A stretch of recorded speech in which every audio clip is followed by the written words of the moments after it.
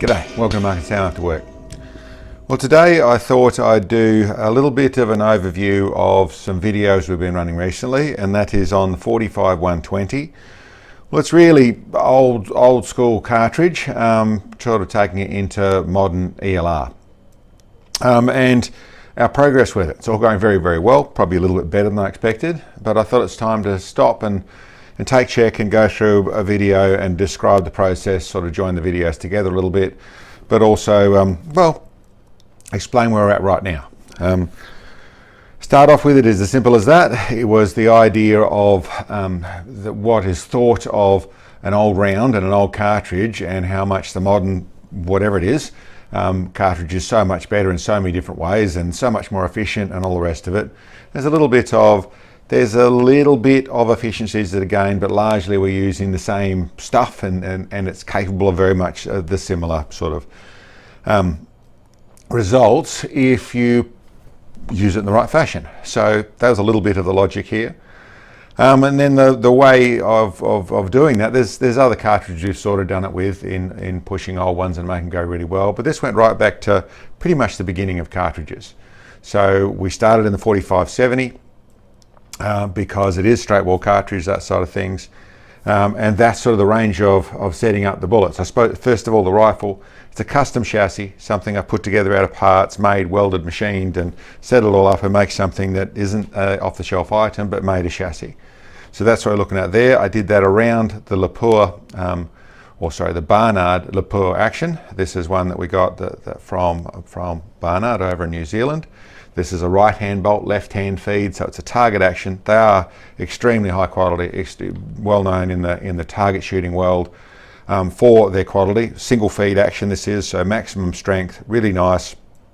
And we did the 300 Norma, we did the 33XC, we did the 378 Weatherby, all out of this Lapua bolt face in this chassis. So it's seen a lot of work. It's a little bit different, done with a tube up the front here, runs our Bipod system, but always has performed absolutely brilliantly, this chassis. And this chassis acts in this whole setup there in all the different barrels that have run in here.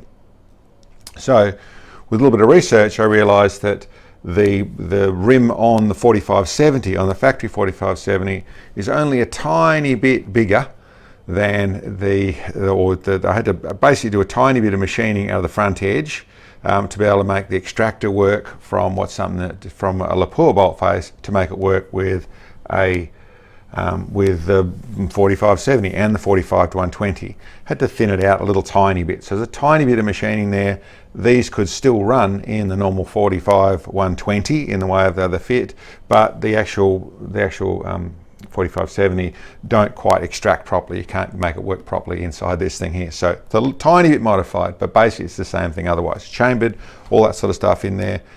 And right from back at these, that was the first time I think we went out to like 1,000 yards just with factory ammo on a 24-inch plate, and we were hitting that quite easily, 1,000 yards. So it instantly proved the logic of what people think the accuracy of even a hunting round, but in a 4570, to see it actually hitting the plate, I think it was 1,100 yards. I'll have to put a little bit of a clip of the video on there, but to see it consistently hitting the plate.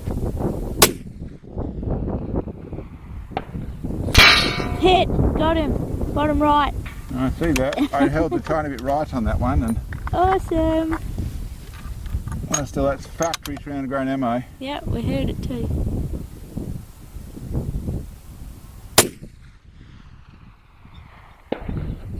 Hit! Oh, beautiful. Center top. Really instantly proved the point as to how accurate the stuff is to what people might think it is. But I wanted to go further than that, really wanted to stretch it out and try and get out to our normal ELR distances. So, okay, we went down that process, and here's the little evolution along that side. I went to a far more efficient, I think we also tried the, I haven't got any of those rounds here, that lead here at the moment, but there's a 535 lead round or lead projectile. So 535 grain, and I've forgotten exactly what it was. I ran some of them, it did okay. The next real step up was stepping to this little with a Spitzer in the Hornady FTX round, or FTX bullet. Same at all, are we? Yep. Same hold.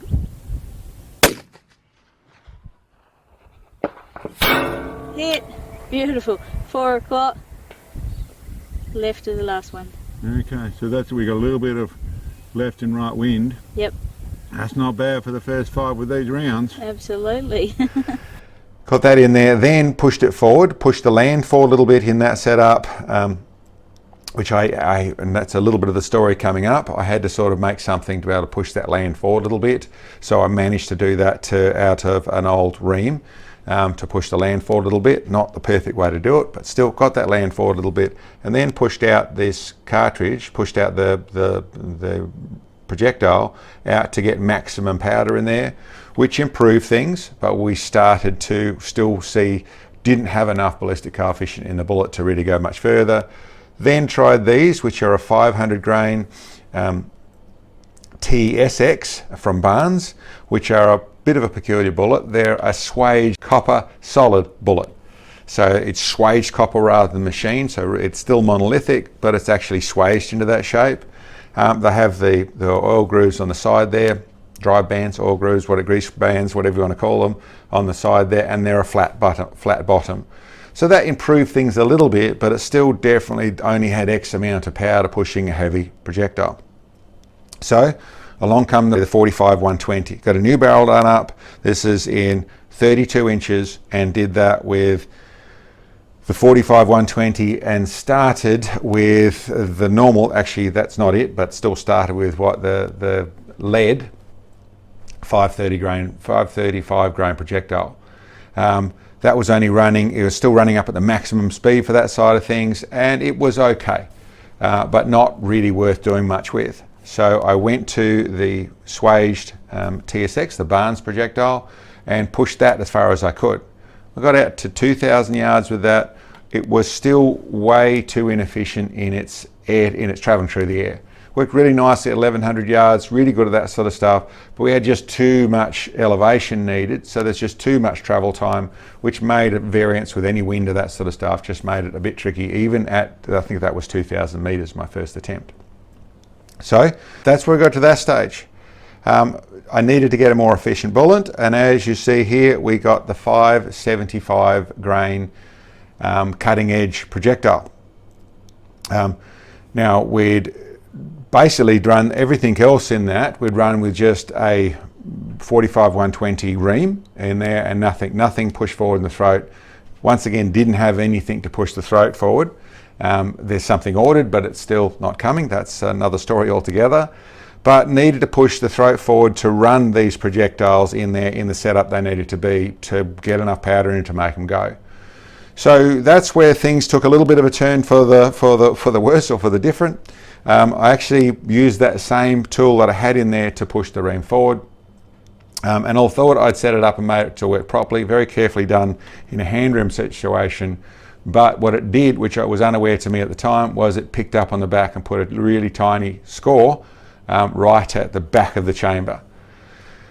That was not noticeable until 3 shots in, and then it started to jam the brass. One of the things we've just done, well, this is our 3rd video, been sort of improving every time, but at 2,000 meters with these, which it performed exceptionally, really nicely. First time around.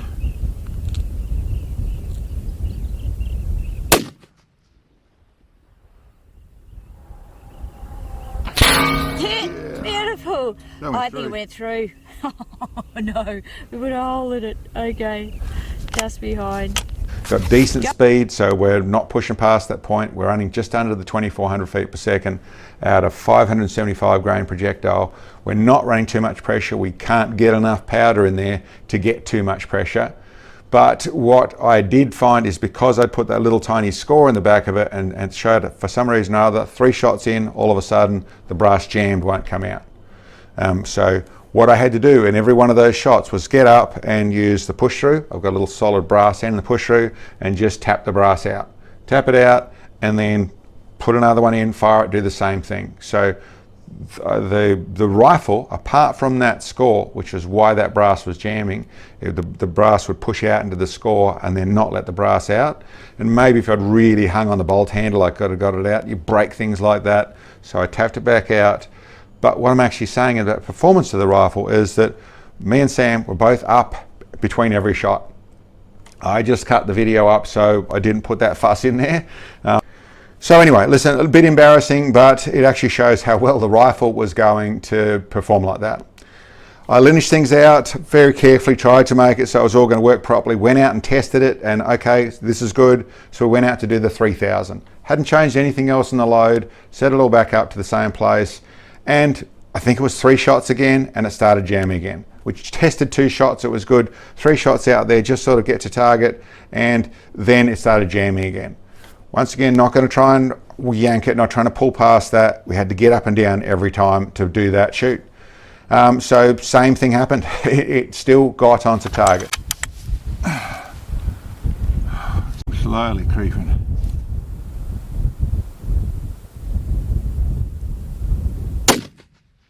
Back across.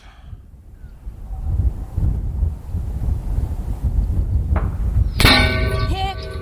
Left edge. Oh, sorry. Too much mirage. Yeah, right edge, 3 o'clock. Edge of plate. So once again, performing extremely well, but listen, not ideal. I wasn't able to make that hadn't fixed the chamber enough. So being the season it is, I thought that might be it. We got to 3,000 yards, but listen, everything said in there that with a bit of help, and that's what we're looking at here, we're going to be able to dial on, roughly going to need the 350 to 370 MOA, but we should be able to do 2 miles. It was actually about 330, 340 MOA for 2 miles. We set up the target, went up top of the hill, found we're at 3,800 yards. I had done a fair bit of work with trying to make that chamber work properly, trying to make it all work properly. Once again, tested it, it was good. I thought, okay, we got it this time.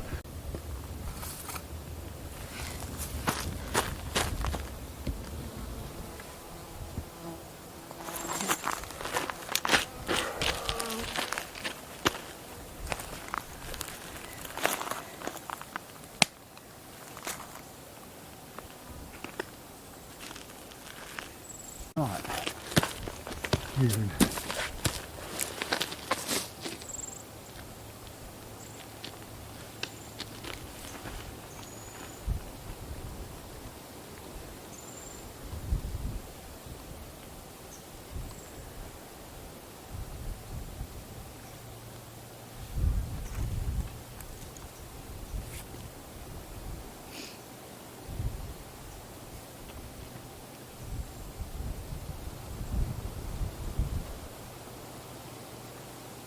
I can see shit, see what you can see. Yeah, mate. And a couple of rounds and see what we get. Yeah, okay. Good to go. No? Yep.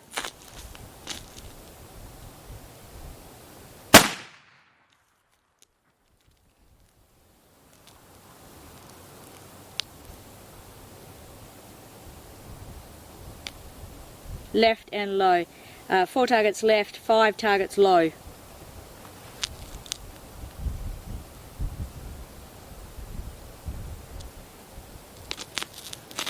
In the ballpark. Yeah. Yeah, we really are. Yeah. And that unloaded. Beauty. So, we're good. Awesome.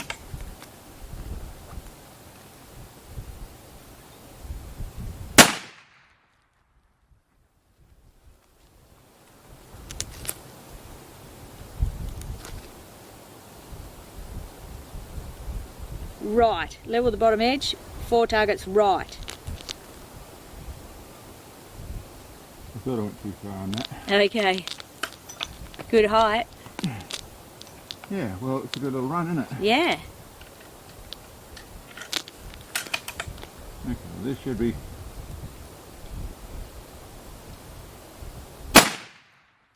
somewhere in the ballpark.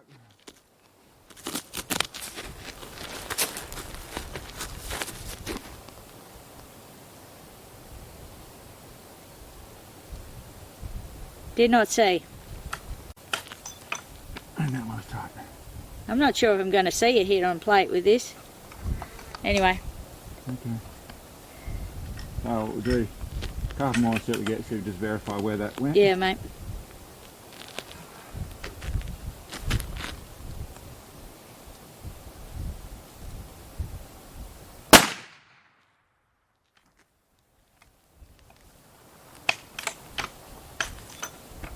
A bit tight to pull that still.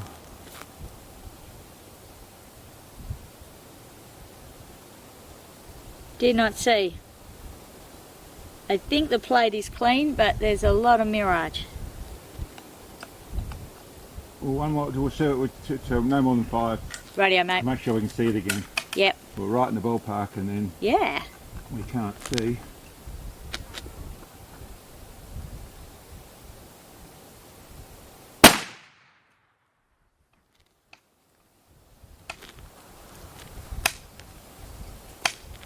Okay. Left and low. Level the bottom edge. 1.5 targets left. Okay. I'm gonna tap these out. Okay. That was the worst call. So I can do a little bit more with the chamber, but it's a lot better.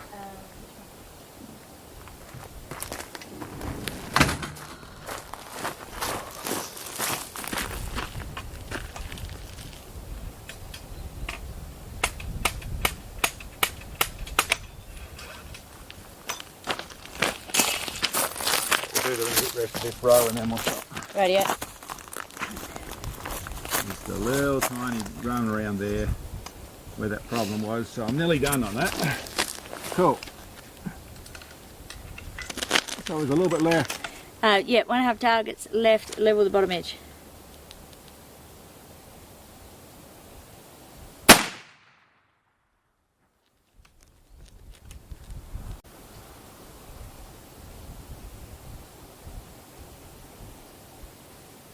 Tall and left. 1.5 targets tall, half target left. Should we run a couple more? I sort of feel like it. I mean, we're here.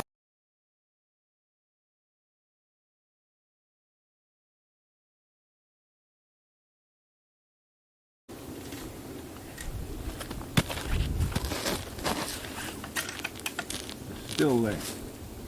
Yes, and tall.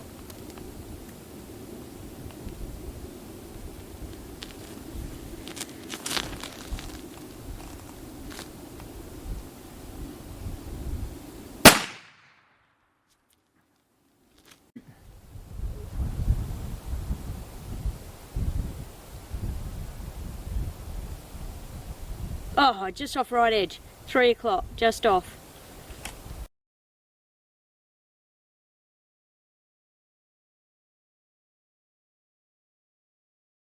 You can correct me on that. I know. I don't know if I can follow up as Yeah. right. Yep.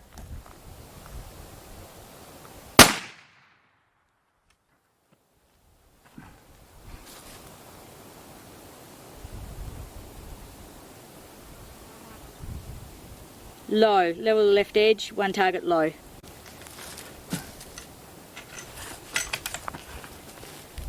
Oh wait a minute. Rail's coming loose. Ah, Okay. It does that. alright. That's good. We'll stop there. I had a feeling, I was wondering if my bonding was strong enough Okay, to run the weight of all this, okay. and it's not. Alright, do you want to just stay there and I'll zoom back? Okay. A little bit of what actually happened, what we're actually doing. Getting up there, tap, tap, tap, both of us up, boat back down. We only just missed the target. So this is the round, the concept is working really, really well. But it started to jam again. The tiniest little bit there, tiniest little bulge this time that was there, which means I've just got to work out how to actually drag that out. I think I've done that. I've been through and done that side of things. But what actually stopped us this time, and was something I was concerned about when I put this rail on the front to be able to run elevation adders on the front of it. I didn't want to run all the weight of the delta as well. So we've got, for those that don't know, we've got a Charlie Tarac, which is a little periscope which lets you adjust elevation in adjusting one of the mirrors in here to be able to give you more elevation on the front here. This I had set up at 300 MOA, so then I've got from 300 to 430 MOA adjustment in my scope set up on the back here with all that set up properly. The delta isn't an elevation adder. What it is it moves the image to the side. Once you get too much angle, then you're going to be looking through your muzzle brake. So when you start to look down here, your barrel comes up. So your barrel comes up, you're looking down here, you look through your muzzle brake, you lose vision. It works surprisingly well even looking through your muzzle brake to a degree. But yeah, listen, big flat muzzle brake, there's an issue. The delta moves the image to the side, so you look down the side. It doesn't change it in elevation at all, it just moves it over to the side, so then you can see past it. And that's what we've got here, the Charlie Delta system on the front here. They both clip on and off on a proper little bracket that goes on the bottom there. And as you can see, if you look there, you'll be able to see me, I presume. I can see you, but that is looking to the side. So that's exactly what that system is for. And it worked faultlessly, without question, but I ran into a problem, which I felt all of a sudden that shot had moved, and I felt up here and I felt it wibble around. When I'd mounted this rail to the front here, I had I hadn't cleaned the Cerakote off the front of the barrel guard here. I drilled and tapped and I'd scalloped it radius the rail to fit to the top of it, and then I'd use a Loctite component to actually make it fill up any gaps and bond to there properly, Loctite on the screws, all that sort of stuff. None of that had come loose, but the bracing beneath, it started to rock around. So I was actually getting a bit of movement in there through the fact that there's a moderate amount of weight here and a 575 grain projectile leaving at the 2400 feet per second. There's a lot of recoil, it's a lot of pushing, a lot of force on this little rail.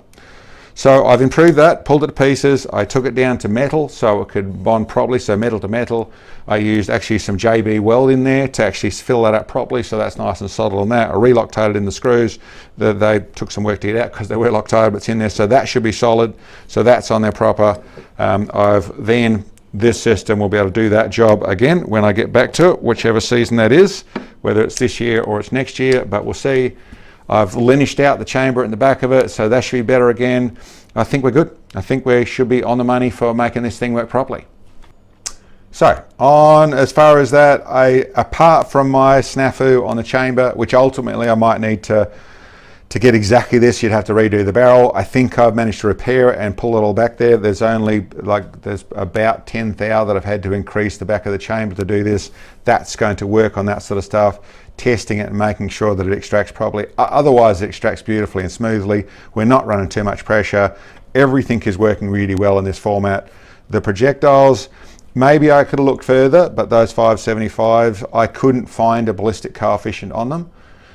There wasn't one listed. I couldn't find one in the charts and that sort of stuff. It was to be advised. So I went through, I have to go through, and it's not just a one shoot gives me a ballistic coefficient. The first shoot, which I wrote in the video, come up with a 0.85. I think that's probably about right. I think it's going to be a little bit under there, like a 0.845 or something like that in a G1 ballistic coefficient. And yes, I tend to work in G1. It works for me. I set it all up. That tends to work with what I'm doing. I know it's not the right one. I know that's a flat-based projectile, but it tends to work pretty nicely. With a bit of trimming, that works nicely. The G7 I could go in. I don't think in G7, so I haven't gone there. But the G1, which is, like I said, just a flat-based bullet, but works pretty nicely for what we do. And really, what you see out of what I do, like I said, I trim things, whatever it is, to make that work. And certainly in this case, I'm going to, when I do have enough data, trim it to exactly. One thing I would say that a lot of people don't realize with elevation and ELR is any 6 o'clock or 12 o'clock wind changes where your bullet lands a lot. There's a lot of difference with that. A little bit of pressure pushing on the front of the bullet, it'll actually going to drop short. With a little bit on the tail, it's going to go long. So if it's varying, it makes it very difficult to get on target. But also actually truing a true ballistic coefficient you need to have a lot of data and figure it all out with your winds, especially in ELR, because you're going up into wind that you can't see, so it gets a bit complicated.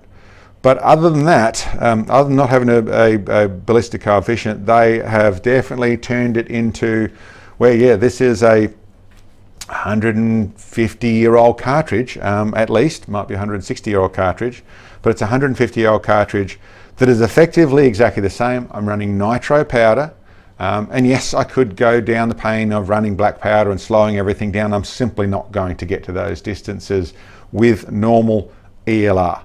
So with the, or sorry, I should say with the modern version of ELR. If I'm just pointing a barrel up and I'm aiming up into the sky and go further, yes, they can go a long way, but in the way of trying to do it with optics and make it work properly, then getting out to 400 MOA of elevation is tricky to do with optics. This is not artillery. This is still staying in the brackets of where we're shooting through a rifle and we're aiming at target, and we haven't got forward spotters. We're doing that with Sam spotter alongside me, so we're doing that as a rifle team, and performing brilliantly. So super happy with it. I have some other ones in the old school coming. I plan to do a 505 Gibbs, which has definitely got some heritage to it. It fits in all sorts of other fashions, but actually do the 505 Gibbs with a good bullet, same sort of process, and actually show that sort of stuff. It has its own quirks to it. It's a nice bracket to do that sort of stuff in, and it's not because of our laws in Western Australia that I'm going down that road at all. It's something that I really looked at. I suppose too many folks have said, oh, but the old ones couldn't get that sort of accuracy, or more to the point, the new ones are so much more efficient. There's a little bit in it, but as shown really clearly, this is one of the old ones. It's got a new bullet in it, it's got better powder in it, but other than that, that's a 45-120, and well, you just saw it just miss the target. Apart from my shortcomings in what I engineered into things, that was, well, looked like it missed that target by 2 inches, and we're only sort of, at that stage, we're only 10 shots into what we're up to then, and we just missed the target. And listen, really, really close, really, really consistent, working really nicely, and a lot of fun to do.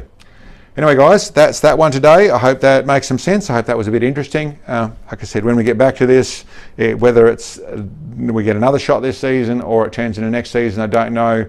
But really, it's already proved what I wanted to prove, and a lot of fun to do, like I said.